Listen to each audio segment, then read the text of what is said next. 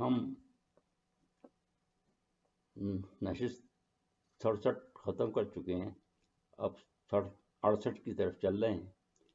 اور اس کا عنوان ہے نجاشی کا فتح بدر پہ اظہار مسرت اور حضرت فاطمہ سلام اللہ علیہ کی رخصتی اور غزوہ ذی عمر نیز ندیوں کی شرارت۔ ہم غزوہ بدر کے تمام واقعات ختم کر چکے ہیں، اب اس سلسلے کا آخری واقعہ پیش کرنے جا رہے ہیں۔ بہقی بیان کرتے ہیں کہ ان سے ابو قاسم عبد الرحمن بن عبد اللہ الحرنی نے بیان کیا، اور یہی بات ان کے علاوہ انہوں نے احمد بن سلمان مجاد رضی اللہ تعالی، عبداللہ بن ابی دنیا رضی اللہ تعالی، حمزہ بن عباس رضی اللہ تعالی، عبداللہ بن عباس رضی اللہ تعالی اور عبداللہ بن مبارک سے سنی۔ ان لوگوں کی سوا یہی بات انہوں نے عبد الرحمن بن یزید سے،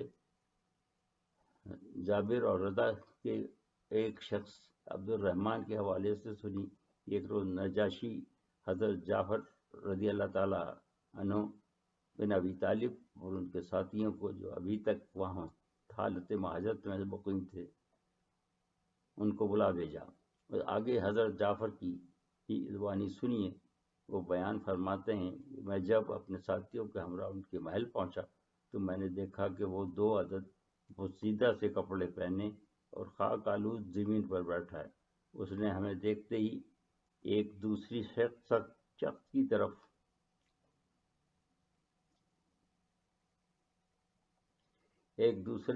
کی طرف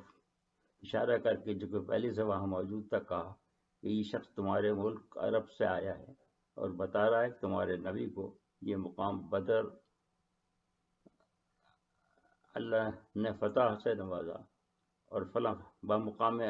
بدر اللہ نے فتح سے نوازا، اور فلاں فلاں سردار مارے گئے،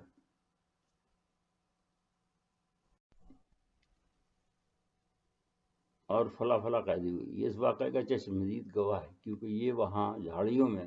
اپنے مالک کا اونٹ چرا رہا تھا۔ حضرت جعفر بن ابی طالب آگے فرماتے ہیں کہ جب وہ یہ خوش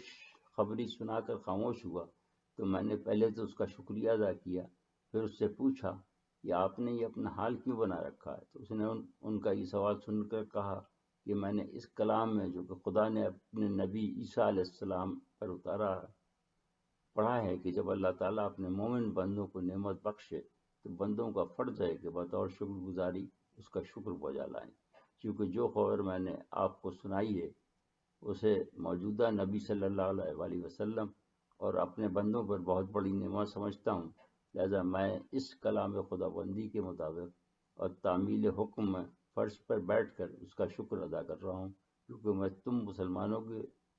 کی طرح اپنے آپ کو بھی اللہ تعالیٰ کی نعمت میں شریک سمجھتا ہوں، اور اس پہ دلی مسرت کے ساتھ تم مسلمانوں کو مبارکباد دیتا ہوں۔ حضرت علی کرم اللہ وجہہ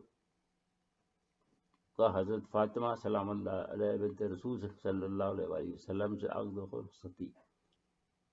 بخاری رحم اللہ نے زہری کے حوالے سے، اور انہوں نے علی بن حسین رضی اللہ تعالیٰ عنہ کے حوالے سے، اور انہوں نے اپنے والد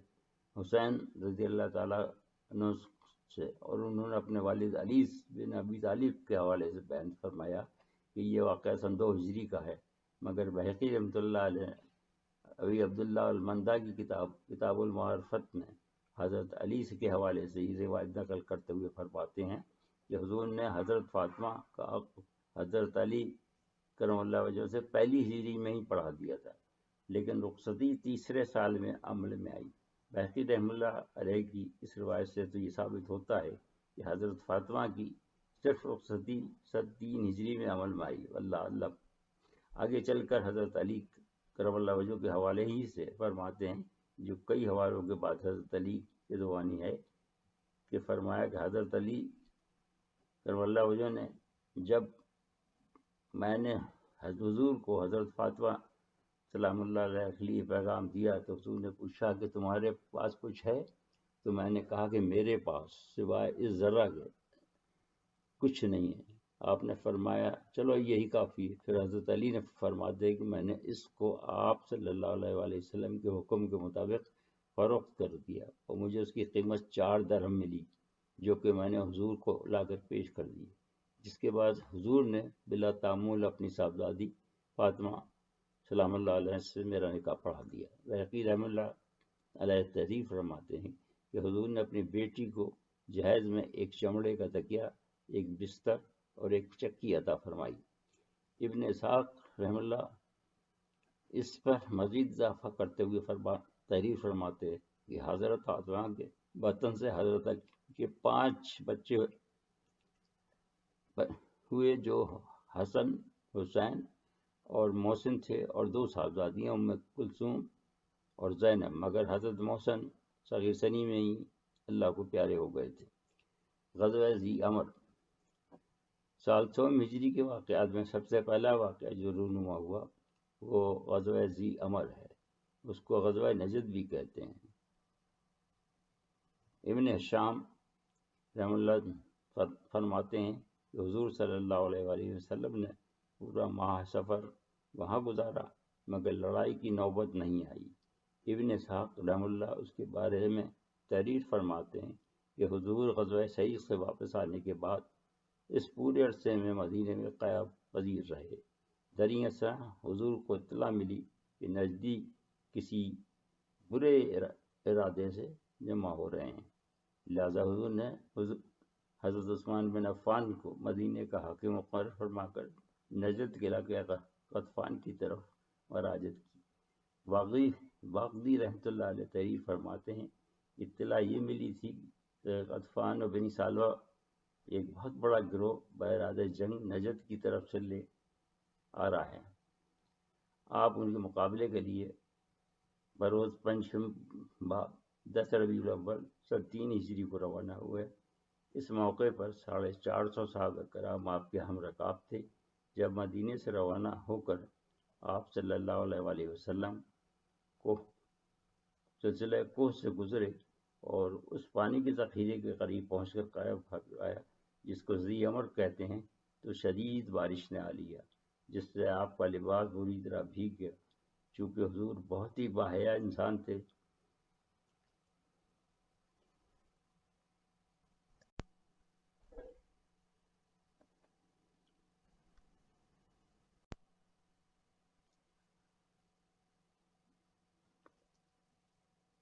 سب کے ساتھ قیام کرنے کے بجائے ایک علیحدہ درخت چن کر اس کے نیچے قیام فرمایا تاکہ کپڑے خشک ہونے تک کوئی مخل نہ ہو۔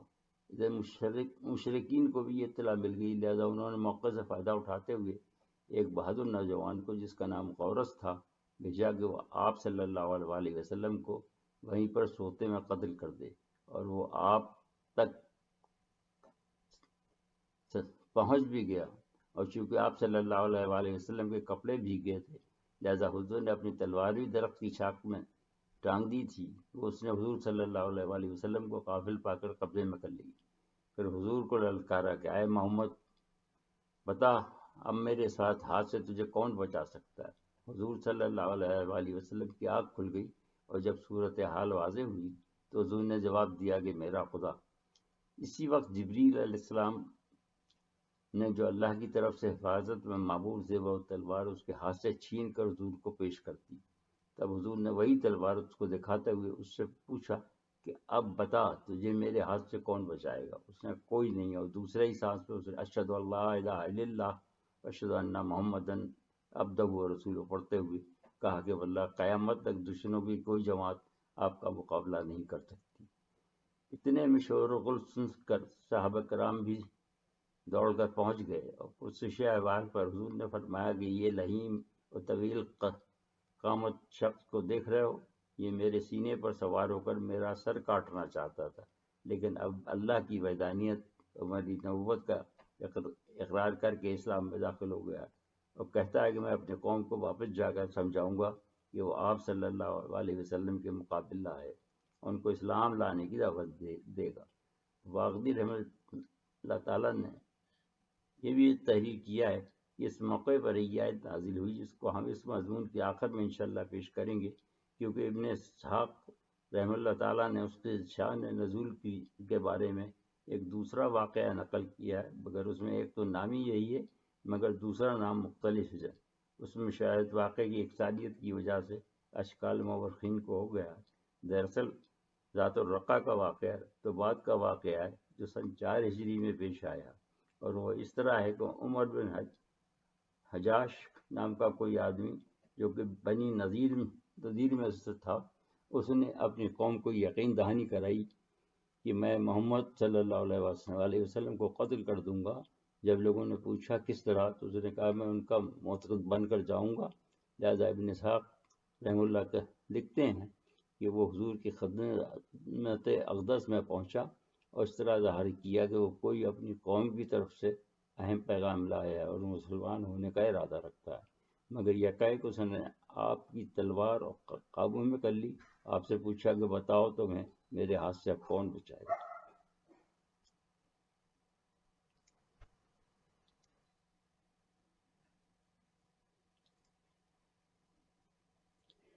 حضور نے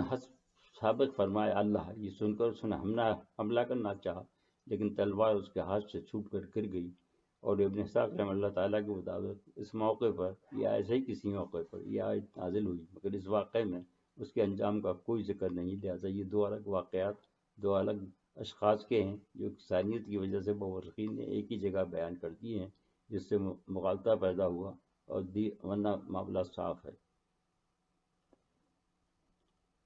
آیت تو یہ ہے یا ایھا الذین آمنوا ذکروا نعمت اللہ علیکم آخر تک۔